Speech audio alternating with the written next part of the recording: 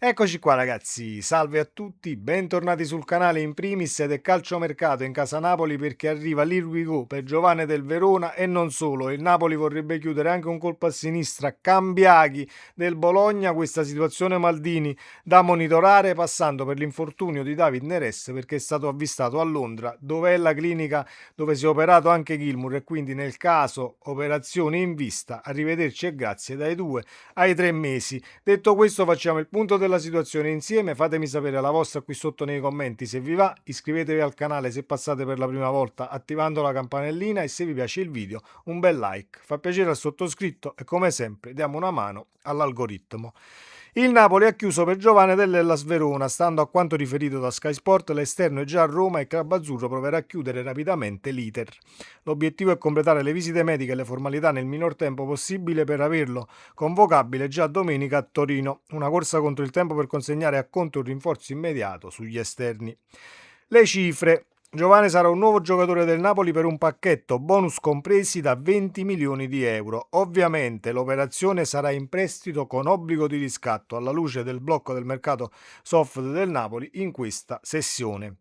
Non entro a gamba tesa e non dico ma camma fa cu Giovane, perché comunque va visto in campo, vedremo poi se non diventerà l'ennesimo esubero in quel di giugno, perché il Napoli poi accettando diciamo l'obbligo di riscatto ti ritrovi a giugno che lo devi riscattare per forza, poi capiremo in questi giorni le condizioni e quant'altro e mi auguro che non diventi poi il primo esubero in quel di giugno a fine campionato, che poi è un esterno a destra, può fare il trequartista, può giocare dietro la punta, siamo tutti d'accordo, però diciamo che 21 presenze se non vado errato e 3 reti lascia un tantino a desiderare il colpo che forse non si aspettava nessuno, Giovane del Verona al posto diciamo di un David Neres che è infortunato, poterlo schierare dietro la punta, però il Napoli ha fatto la scelta e sarà un nuovo calciatore azzurro, quindi lo vedremo in campo e giudicheremo.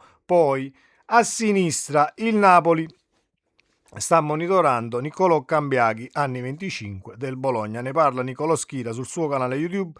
Tra le seconde scelte, quello più facile da prendere in prestito con diritto di riscatto è Jeremy Boga. Meglio Boga che Cambiaghi per quanto mi riguarda, ma poi ci arriviamo. Previsti contatti con i suoi agenti, ma anche su Boga ci sono perplessità tattiche. Giocatore anarchico non amatissimo da Antonio Conte. A Conte piace molto più Niccolò Cambiaghi, nome che vi ho svelato in esclusiva domenica e che vi confermo. Sono arrivate conferme anche da televisioni e giornali autorevoli. Cambiaghi piace moltissimo anche a Giovanni Manna, che ha già incontrato gli agenti e avviato i dialoghi con il Bologna. Il Bologna chiede almeno 15 milioni garantiti, il Napoli a mercato a saldo zero può farlo solo con una cessione. Cambiaghi resta il preferito e il Napoli proverà a incastrare una formula particolare simile a quella di Giovane. Il Bologna quindi un altro obbligo di riscatto e attenzione. Il Bologna ha bloccato la partenza di Benjamin Dominguez, richiesto da Lecce, Lione, River Plate, Fiorentina e Mallorca, ma anche fosse Maradona, Dominguez comunque. Se non si muove Dominguez, chissà che non si muova Cambiaghi. Situazione da seguire, però andiamo ad accettare altri obblighi di riscatto e io alzo le mani perché non sono mie le competenze dal punto di vista di direttore sportivo, mercato, eccetera, eccetera. Possiamo solo esprimere un'opinione, però stai accettando comunque condizioni che ti portano a giugno a dover riscattare determinati calciatori. Poi vedremo se diciamo mi sbaglio io e gran parte della tifoseria napoletana che sta già storcendo il naso in queste ultime ore, però al campo la sentenza, ecco. Daniel Maldini, il nome di Daniel Maldini è al centro di diverse voci di questa sessione di mercato. Il classe 2001 dell'Atalanta è già seguito dal Napoli, ma nelle ultime ore anche la Fiorentina si è fatta avanti. Tutto è legato alla possibile uscita di Niccolò Fortini con la sua partenza. Parisi tornerebbe stabilmente sulla corsia mancina e la dirigenza viola sarebbe chiamata a intervenire sul mercato e quindi Maldini nel mirino. Mi auguro che Maldini vada alla Fiorentina. Qui posso entrare a gamba tesa perché a me non fa assolutamente impazzire il calciatore. Se dobbiamo intervenire meglio Cambiaghi a questo punto, anche se scettico sono anche lì, ma poi a Conte la palla così come abbiamo fatto le sessioni di mercato scorse. Hai scelto tu, l'hai preso tu e ci dobbiamo augurare che vada bene per caratteristiche e per quanto riguarda il dare una mano, perché siamo veramente contati. A Torino dobbiamo schierare la stessa formazione o quasi che diciamo abbiamo visto contro il Copenaghen. C'è anche uno Spinazzola che ha preso una botta nella partita di Champions e poi vedremo nel caso sia arruolabile o meno, anch'issa torna o non torna, ma faremo un contenuto apposito domani per quanto riguarda le probabili e l'avvicinamento al match contro la Rube. Detto questo, David Neres, situazione che ci interessa molto, ma molto da vicino, lo abbiamo accennato ieri in live perché arrivò la notizia mentre eravamo in live dal punto di vista dell'operazione, non l'operazione, non è una distorsione, quindi diciamo c'è la situazione tendine d'Achille da tenere sotto controllo. Le ultime, almeno a quanto ho sentito in giro, è stato visto a Londra dove è stato operato Gilmour e quindi o terapia conservativa o operazione. Un paio di mesetti credo che non lo vediamo, diciamo, a David Neres. Rischia di fermarsi per lui possibile lungo stop. Ne parla anche la Repubblica. L'attacco azzurro sta infatti rischiando di perdere per un lungo periodo la sua freccia più appuntita. David Neres, KO dal 4 gennaio per una distorsione alla caviglia che poi non è mai stata una distorsione per quanto mi riguarda. Gli esami eseguiti nelle ultime ore avrebbero infatti rivelato l'esistenza di una lesione tendinea, dopo che il brasiliano era pure tornato in campo part-time per mezz'ora contro il Parma 8 giorni fa.